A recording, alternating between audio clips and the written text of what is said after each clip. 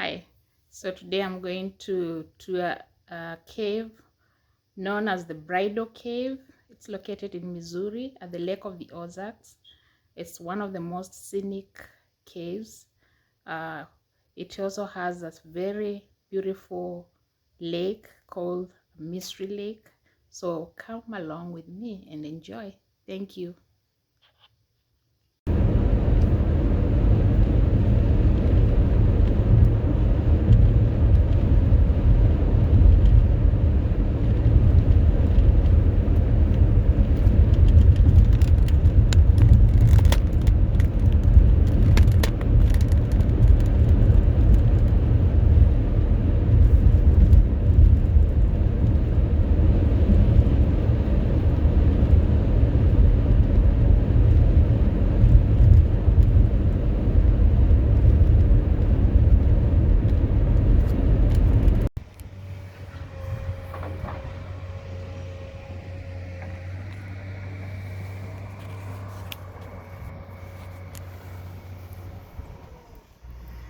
Hi.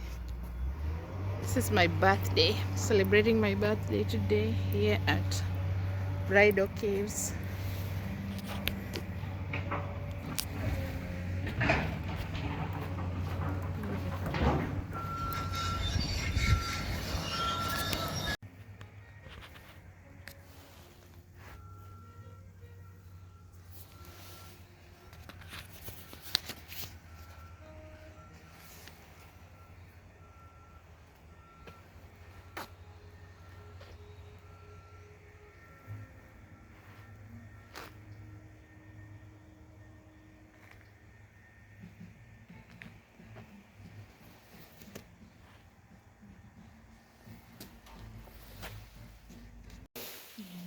Now, what kind of sets these two apart is our stalactites. They're going to start out as a much smaller formation known as soda straw. So you can get a good example from this little patch right here. So these are going to be some of our soda straws. They're actually going to be thin and hollow, kind of like a straw as well. So water is going to drip down through them, and when you get enough water dripping down through, the minerals are going to clog that soda straw up. So kind of at that point, they're going to form together in a group where they'll form a stalactite like this guy right up top here. So, with that being said, if you planned on hanging around waiting for that to happen, you may be in here for a little as a drapolite. So you're going to see lots of these coming through the cave here. But the drapolites, they earn their name because they kind of resemble drapes or curtains. So sometimes you'll see them draping over other formations, like right over here. But as well as that, they also have all these folds in them, like you can see up here. Yes. So what's really cool is each of these folds that you'll see all have their own unique acoustic sound. So, unfortunately, back in the day, people used to come in here and they would hit this first half of the cave here. Okay. Now, as well as that, we do have another formation to talk about in this room. Yes. So, in the previous room, we talked a little bit about stalactites and stalagmites, which are growing towards each other. Yes. As you can imagine, eventually they will meet in the middle. When that happens, we like to refer to that as a column or a pillar, just like this big guy right up here. Yeah. So this formation in particular is known as the Stairway to the Stars. It's actually considered to be one of the largest columns in Missouri. But as well as that, it kind of earns the name, as you can see here. It kind of spirals around like a spiral staircase. Yes. Once it reaches the ceiling, we have all these little water droplets up here. With the light reflecting off of them, they almost look like little stars up there. Yeah. So those little stars...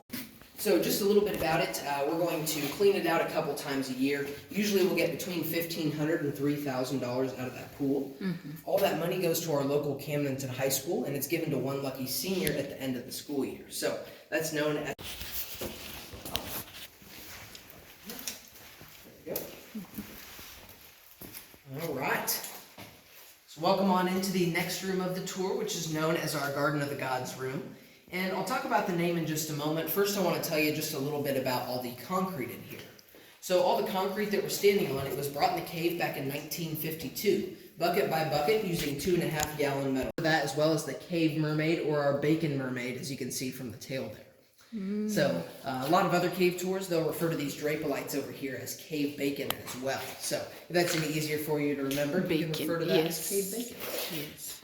So if you want some light on that too, there you go. Kind of helps a little bit from what I've heard. Yeah. Thank you. Mm-hmm.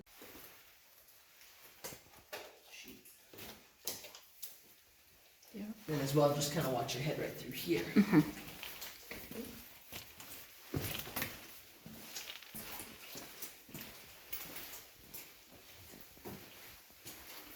So you can see a bunch of formations like this little guy here, and then there's a couple right here as well. So those are all formations that have started forming.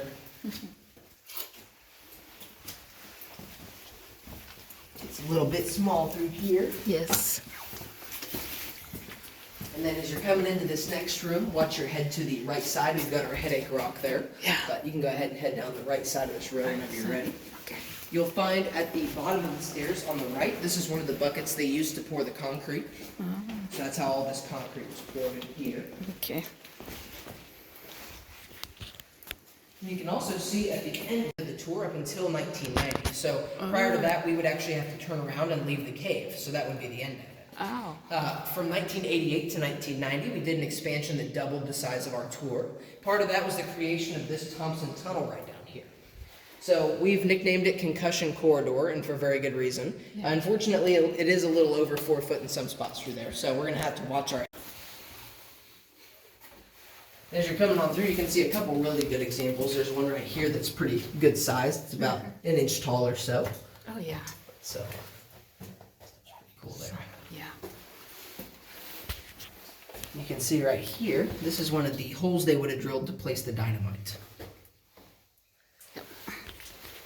You see a bunch of those through here. Also, be very careful, it does get a little steep. When we get to the top right up here, on the right-hand side is our third window. Wow.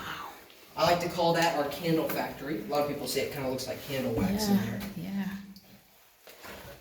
You can also see there's a lot of broken straws in there. Yes. A lot of that was from the blasting that was done. Oh, okay.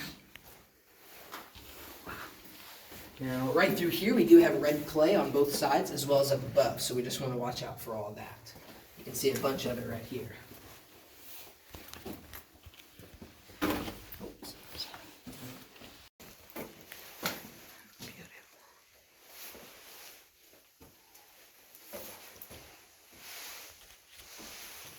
Wow. They had to kind of slide down that hill and then down the ladder. Pretty cool, though. Yeah. There's also a lot of unique, pretty formations up top here as well. Yes.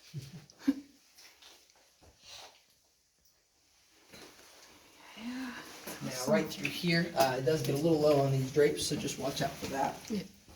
But we have officially made it to our next room where we can stand up straight again. Wow. Yes. I am going to start by getting a couple lights on for you. Yeah. There we go. Now, I will say not too much to talk about in this room here, but it's known as the parlor room.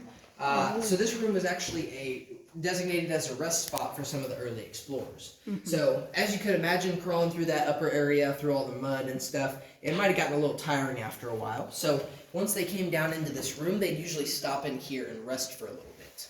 So, once they were all rested up and ready to move on, they would climb over this wall and down the other side. Most extravagant room of the cave, I would say. Wow. So this one in particular is often compared to a cathedral. Yes. Oh, wow. Yeah. Yes. So do be very Awesome. careful coming up this hill here. Yeah. And you're welcome to kind of hang out wherever you'd like in this room here. Ooh. But this room is going to be known as the big room. It's earned the name because it is considered to be the biggest room within the tour. So from where we're standing to the ceiling is going to be about 42 feet tall in here. And you can also see up there, it's also pretty wide compared to the rooms that we've been through so far. Yes. But as well as that, you can also see that we have these 3 columns that are kind of hanging out up here. This one in the middle, you may be thinking, doesn't exactly look like a column. Yes. So that one in particular has actually been broken in half. So what's really cool and kind of the significance, this is one of the few natural breaks to occur in our cave.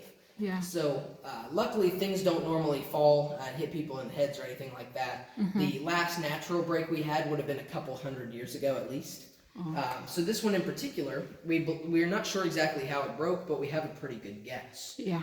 So we believe that when it formed as a stalactite and a stalagmite, Yeah. the stalagmite on the bottom would have formed on top of a big pile of red clay. Yes. Which not the best starting point for a column of that size. So once these two grew into a full column, they became way too heavy for all that red clay. And what ended up happening was the red clay actually kind of slid down through this little chute and down this hill. So it caused a landslide and slid right out from underneath it. Yeah. At that point, this formation would have split in half and dropped to where you see it today. Okay. So fortunately, that formation has settled, fingers crossed at least. Yes. So at this point, it is going to start forming back together. You can kind of see that we've got a couple little soda straws hanging from the top there. Yes. So it's kind of starting to come back together. Yeah. So we kind of figure we're going to give it another 16,000 years or so and come back and check on it then. So basically, we believe due to clay. So basically, clay would have sat underneath that bridge and held it up while it was forming across. At some point after that, the water would have actually filled. Yeah, so we believe that's actually the water table. So this right down here, by the way, is Mystery Lake. It's earned the name from that large pile of wood you can see down there in the bottom of the water. Yeah. So we don't know anything about that pile of wood. We believe it was used as a raft or some kind of scaffolding by early explorers to get across the water and then further back into the cave. They would need it too because the water down there is fairly deep and it's pretty cold as well. So it averages about 12 to 15 feet deep and it's about 55 degrees Fahrenheit, so it gets pretty chilly. Yeah. Now, speaking of the water, if you happen to get dripped on in here, you are considered extremely lucky.